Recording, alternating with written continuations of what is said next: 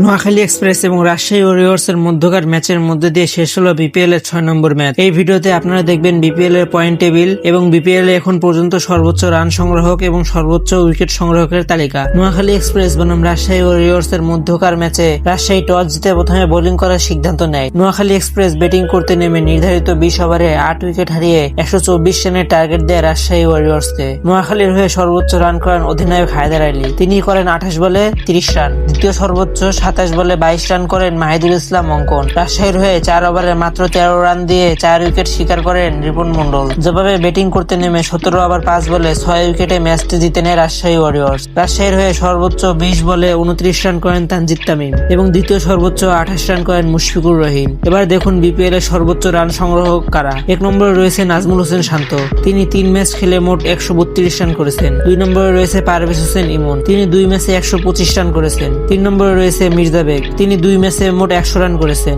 এবার দেখুন সর্বোচ্চ উইকেট শিকারী কারা। 1 নম্বরে রয়েছে ফাহিম আশরাফ, তিনি 1 ম্যাচে 5 উইকেট শিকার করেছেন, তার এভারেজ 3.40। 2 নম্বরে রয়েছে হাসান মাহমুদ, তিনি 3 ম্যাচে 5 উইকেট শিকার করেছেন, তার এভারেজ 10.40। 3 নম্বরে রয়েছে খালেদ আহমেদ, তিনি 3 ম্যাচে 5 উইকেট শিকার করেছেন, তার এভারেজ 10.60। এবার দেখা যাক বিপিএল এর পয়েন্ট টেবিল। বিপিএল এর পয়েন্ট টেবিলে 1 নম্বরে উঠে এসেছে রাজশাহী ওয়ারিয়র্স, খেলেছে মোট 3টি ম্যাচ। 3টি ম্যাচের মধ্যে 2টি ম্যাচ জিতেছে এবং 1টি ম্যাচ হেরেছে। রাজশাহীর পয়েন্ট 4, তাদের প্লাস পয়েন্ট রয়েছে, তাদের প্লাস পয়েন্ট প্লাস 0.194। 2 নম্বরে রয়েছে রংপুর রাইডার্স, তারা 1 ম্যাচ খেলে 1 ম্যাচ জিতেছে, তাদের পয়েন্ট 2 এবং প্লাস পয়েন্ট 2.033। 3 নম্বরে রয়েছে চট্টগ্রাম রয়্যাল, তারা 2টি ম্যাচ খেলে 1টি ম্যাচ জিতেছে এবং 1টি ম্যাচ হেরেছে, তাদের পয়েন্ট 2 এবং প্লাস পয়েন্ট 0.729। 4 নম্বরে রয়েছে ঢাকা ক্যাপিটালস, তারা 1টি ম্যাচ খেলে 1টি ম্যাচ জিতেছে, তাদের পয়েন্ট 2 এবং প্লাস পয়েন্ট 0.515। 5 নম্বরে রয়েছে সিলেট টাইটান, তারা 2টি ম্যাচ খেলে 1টি ম্যাচ জিতেছে এবং 1টি ম্যাচ হেরেছে, তাদের পয়েন্ট 2 এবং মাইনাস পয়েন্ট 0.095। 6 নম্বরে রয়েছে নোয়াখালী এক্সপ্রেস, তারা 3টি ম্যাচ খেলে 3টি ম্যাচই হেরেছে, তাদের পয়েন্ট 0